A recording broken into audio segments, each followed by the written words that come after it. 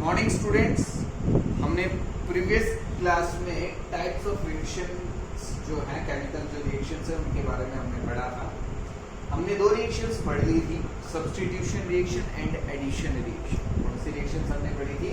Substitution and addition reaction. आज जो हम पढ़ेंगे वो है एलिमिनेशन रिएक्शंस। क्या पढ़ेंगे? Elimination reactions. आपने डीकंपोजिशन रिएक्शन के बारे में पढ़ा था।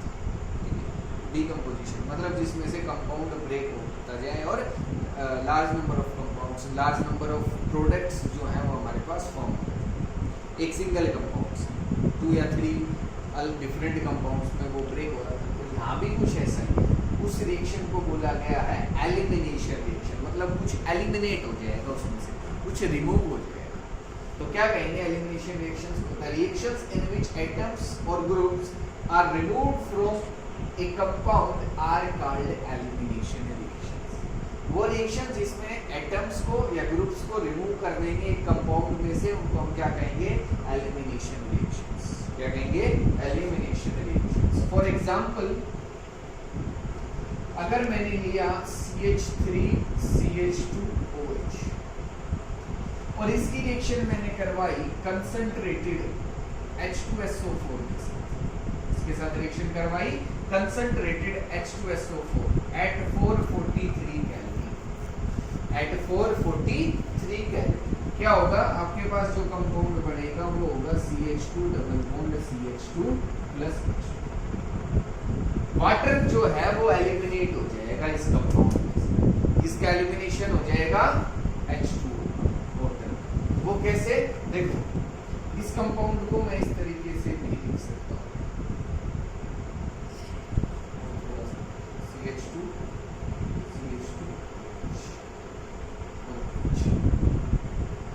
ये जो CH2 था इस पे OH ग्रुप लगा हुआ है, तो मैंने उसको यहाँ इधर दिखाने के बजाय यहाँ दिखा दिया। इस कार्बन पे 3 हाइड्रोजन है, तो एक हाइड्रोजन को मैंने अलग दिखा दिया और ये जो H है, इधर से H और इधर से OH, ये रिमूव हो गया। क्या बन गया? H2। और यहाँ क्या बच गया? CH2 और CH2, और इनके बीच में अब क्या आ जाएगा? एल्कीन फॉर्म हो जाएगा, इथीन। क्या है ये आपके पास?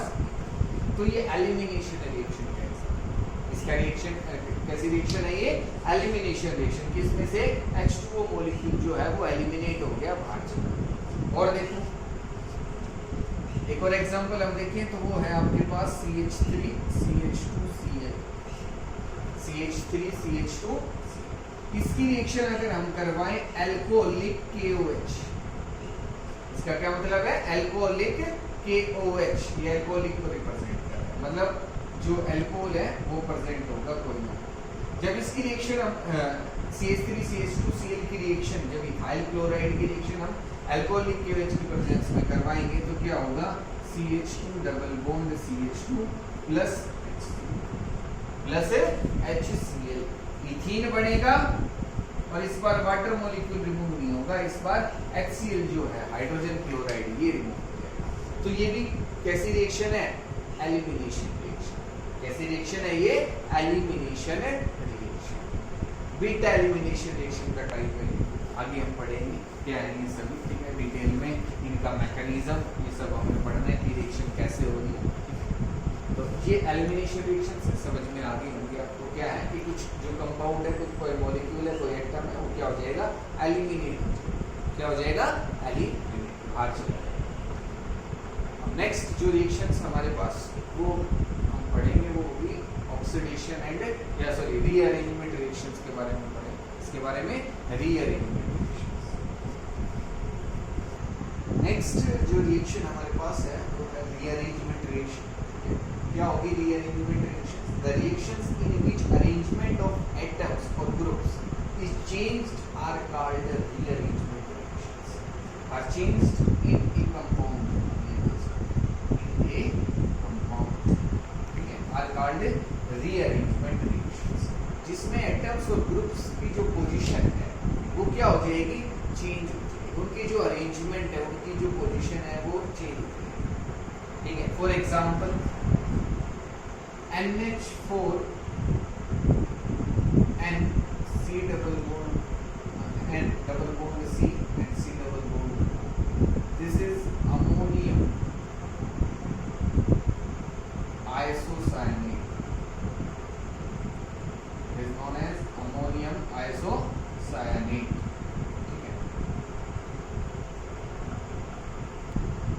जब इसको हम हीट करेंगे तो ये रीअरेंज हो जाएगा कुछ इस तरीके से NH2COO and H and it is known as urea, first organic compound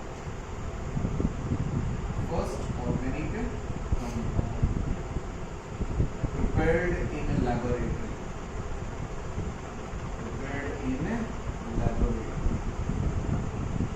जो लेबोरेटरी में प्रिपेयर किया गया first organic compound.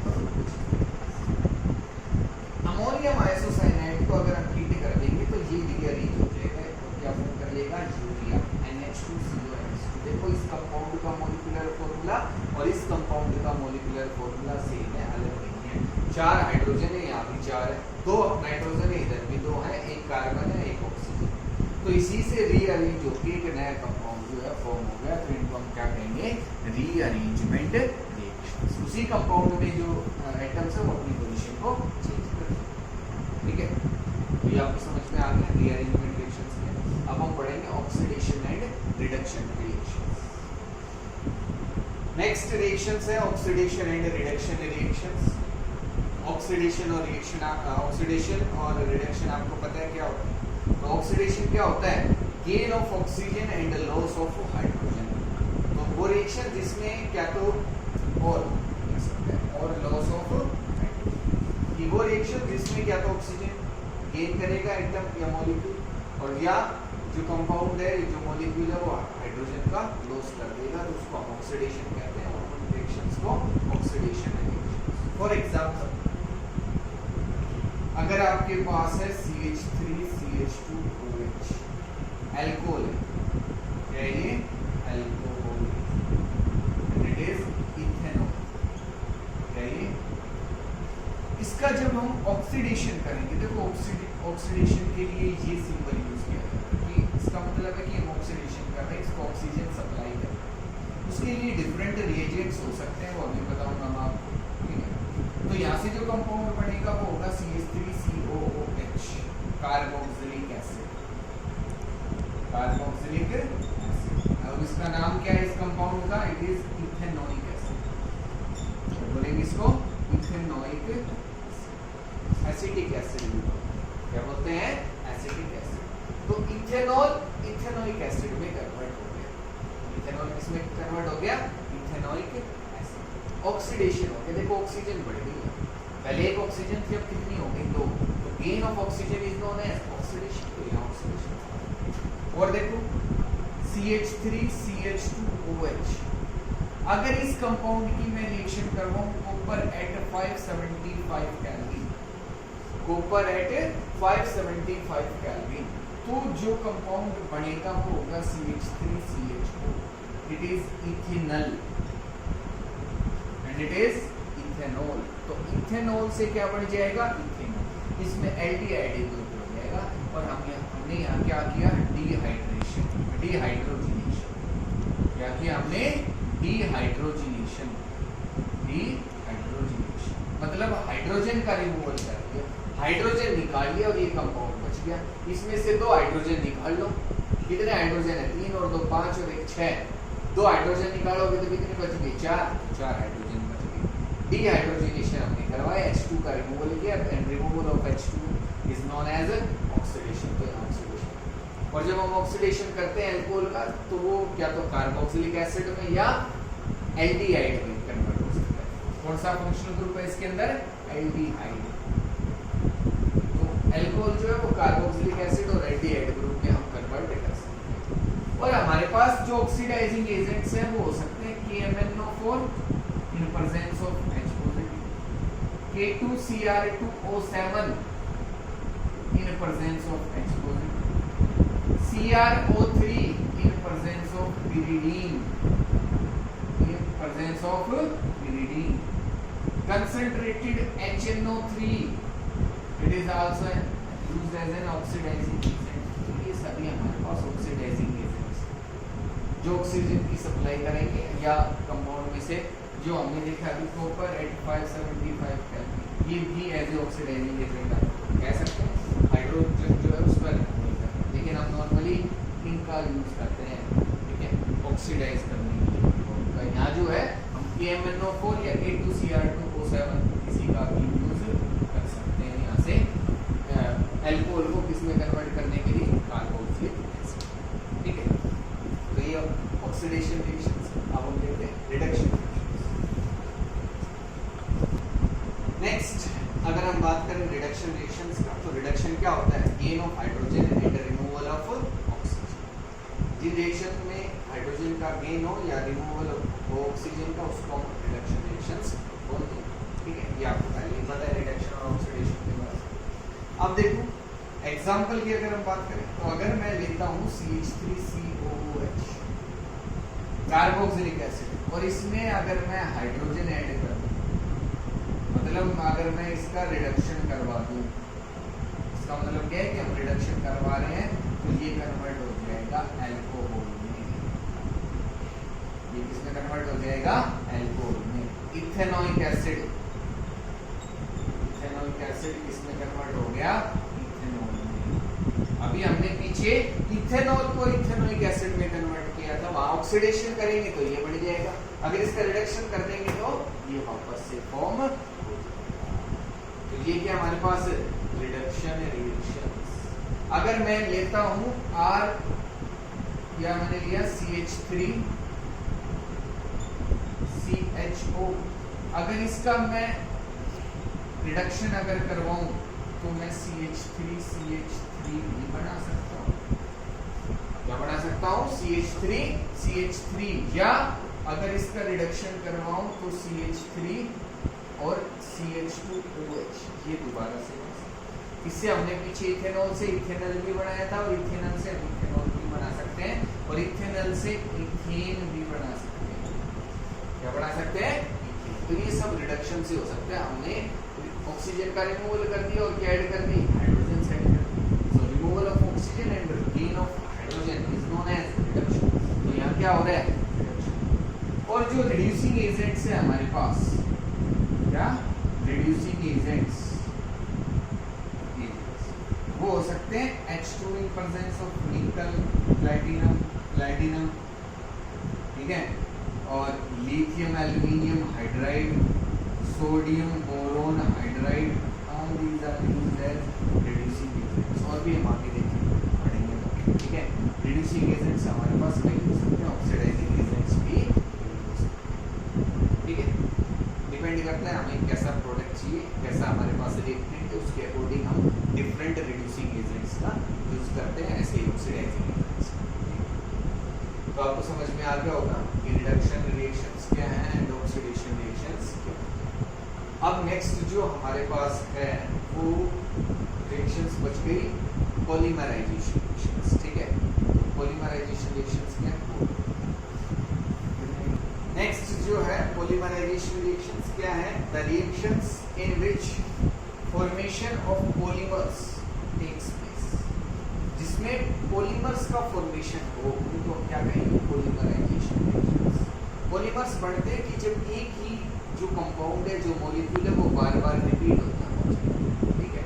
For example अगर आपके पास है इथीन, क्या है आपके पास, इसकी रिएक्शन अगर हम करवाएं 700 to 800 केल्विन और 50 to 60 atmospheric pressure in presence of peroxide, तो आपके पास पॉलीथीन जो है वो बन जाएगा। एन अगर हमने मॉलिक्यूल्स लिए हैं तो यहाँ आपके पास पॉलीथीन, हम जो पॉलीथीन यूज करते हैं ना, वो इथीन से बनती है। किससे बनती है, इथीन। ये कंपाउंड है जो बार बार रिपीट होता हुआ चला गया और बहुत एक लंबी चेन इसने फॉर्म कर, तो वो क्या फॉर्म करता है, पॉलीथीन। पॉली का मतलब जब ज्यादा होता है हमारे पास, और इथीन जब इथीन मॉलिक्यूल्स, तो पॉलीथीन इसी से बनता है, ठीक है। ये पॉलीमर है, क्या है, पॉलीमर। और देखो CH2 डबल बॉन्ड CHCl, ठीक है। N मॉलिक्यूल्स अगर हम इसके लिए at 700 to 800 kelvin and 50 atmospheric pressure, तो क्या बनेगा, CH2 double bond CH2 single CH ये है हमारे पास विनाइल क्लोराइड, इसको हम क्या बोलते हैं, विनाइल क्लोराइड। और यहाँ बनता है हमारे पास पॉलीविनाइल क्लोराइड। क्या बनेगा, पॉलीविनाइल पीवीसी। आपने सुना होगा पीवीसी पाइप जो आते हैं, तो उसको क्या होता है, पॉलीविनाइल क्लोराइड। क्या होता है, पॉलीविनाइल क्लोराइड, उसका फॉर्मूला ये कि जब n मॉलिक्यूल्स होंगे विनाइल क्लोराइड्स के और वो जब आपस में कंबाइन हो जाएंगे तो क्या बनेगा, पॉलीविनाइल क्लोराइड। तो ये एक ही मॉलिक्यूल है जो बार बार रिपीट होता रहेगा, कोई दूसरा नहीं आएगा, इसलिए इनको हम क्या कहते हैं, पॉलीमर्स। और इन रिएक्शंस को पॉलीमराइजेशन क्या बोलते हैं, पॉलीमराइजेशन रिएक्शंस। ठीक है, अब लास्ट हमारे पास बच गई पेरिसाइक्लिक रिएक्शन, वो क्या है उसको नेक्स्ट हमारे पास है पेरिसाइक्लिक रिएक्शंस। क्या होंगी pericyclic reactions, the reactions in which N acyclic compound is changed into cyclic compound. वो रिएक्शंस जिसमें एसाइक्लिक कंपाउंड मतलब कोई चेन कंपाउंड है वो किसमें कन्वर्ट हो जाएगा, रिंग कंपाउंड के, उनको हम क्या कहेंगे, पेरिसाइक्लिक रिएक्शंस। फॉर एग्जांपल अगर मैंने लिया इथीन मॉलिक्यूल, दो इथीन मॉलिक्यूल लिए, ठीक है, इनको हम इस तरीके से भी लिख सकते हैं CH2 double bond CH2 and CH2 double bond CH2। जब इसको हम हीट करेंगे तो क्या होगा, ये जो बॉन्ड है वो तो इधर शिफ्ट हो जाएगा, मतलब इन दोनों कार्बन एटम्स के बीच में ये बॉन्ड इधर चला जाएगा और ये बॉन्ड इधर जाएगा, और आपके पास इन दोनों एटम्स के बीच में बॉन्ड हो गया, यहाँ भी बॉन्ड है, इधर भी बॉन्ड है, साइक्लोब्यूटेन फॉर्म हो जाएगा, साइक्लोब्यूटेन। ठीक है, अगर आपने लिया है इथाइन मॉलिक्यूल, इथाइन क्या है ये, या इसको एसिटाइलिन भी बोलते हैं, क्या बोल देते हैं, एसिटाइलिन। ठीक है, CH ट्रिपल बॉन्ड। जब इसको हम रेड हॉट Fe ट्यूब जो है उसके साथ हीट करेंगे, मतलब इतना हीट कर देंगे कि जो ट्यूब जो आयरन होता है उसका कलर कैसा हो जाए, रेड। तो क्या होगा, ये बेंजीन रिंग फॉर्म, ये कुछ इस तरीके से रिंग उसको मैं CH ट्रिपल बॉन्ड CH, एक आपके पास इधर आएगा CH ट्रिपल बॉन्ड CH, और एक जो है वो आपके पास आएगा CH ट्रिपल बॉन्ड CH। तो क्या होगा, ये इलेक्ट्रॉन इधर शिफ्ट होंगे, ये इधर, ये डायरेक्शन सही है ना, ये इधर जा रहा है तो ये आगे जाएगा, ये उससे आगे जाएगा, एक जगह नहीं जाएंगे दोनों के हेड या दोनों के टेल एक जगह कभी भी नहीं होंगी। और इससे जो कंपाउंड बनेगा, यहाँ आपके पास CH, इधर एक बॉन्ड है CH, फिर डबल बॉन्ड CH, फिर इधर बॉन्ड है सिंगल CH, फिर ट्रिपल बॉन्ड था तो डबल हो गया CH, फिर सिंगल CH। तो बेंजीन रिंग यही तो होती है C6H6। क्या होती है, C6H6। उसमें हम हाइड्रोजन नहीं दिखाते, उसको हम कुछ इस तरीके से दिखा सकते हैं, इधर डबल सिंगल फिर डबल सिंगल फिर डबल ऐसे। तो बेंजीन रिंग जो है वो फॉर्म हो सकती है, and all these reactions are known as pericyclic reactions. All these reactions are known as pericyclic reactions. ठीक है, तो टाइप्स ऑफ रिएक्शंस हमने पढ़ लिया। ठीक है, स्टार्टिंग में हमने substitution, addition, elimination, rearrangement, oxidation, reduction, ठीक है, polymerization, and the last one is pericyclic reaction. 7 type के हमने रिएक्शंस पढ़ी। ठीक है, समझ में आ गई होंगी।